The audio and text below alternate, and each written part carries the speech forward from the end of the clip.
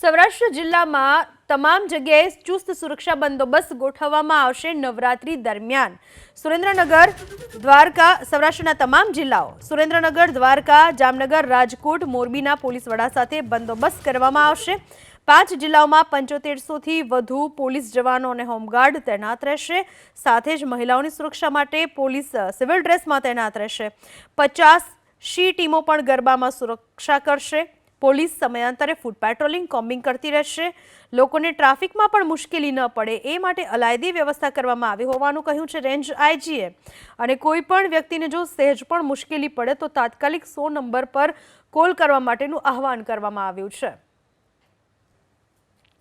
રાજકોટ રેન્જના 5 જિલ્લાઓ સુરેન્દ્રનગર, રાજકોટ, મોરબી, જામનગર અને દ્વારકા આ 5 જ જિલ્લાઓમાં તમામ પ્રકારની નવરાત્રિની તૈયારી પૂર્ણ કરવામાં આવેલી છે। તમામ આયોજકો સાથે, સ્વયંસેવકો સાથે પોલીસ દ્વારા મિટિંગ કરવામાં આવેલી છે। તમામ પ્રકારના જે પરવાનગી છે પણ આપવામાં આવેલી છે। પોલીસ દ્વારા 5 જ જિલ્લાઓમાં 7500 પોલીસ અને હોમગાર્ડનો બંદોબસ્ત રાખવામાં આવેલો છે।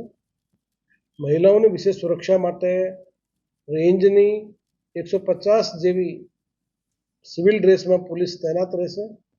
સાથે સાથે અમારી જે રેન્જની જે સી ટીમ્સ એ 50 સી ટીમો દ્વારા પણ 5 જિલ્લાઓમાં મહિલાઓની સુરક્ષા માટે તમામ પ્રકારની તકેદારી સી ટીમ દ્વારા પણ રાખવામાં આવશે। તમામ સીસીટીવી કેમેરાની જે એક્ટિવિટી છે એ પોલીસ દ્વારા મોનિટરિંગ કરવામાં આવશે।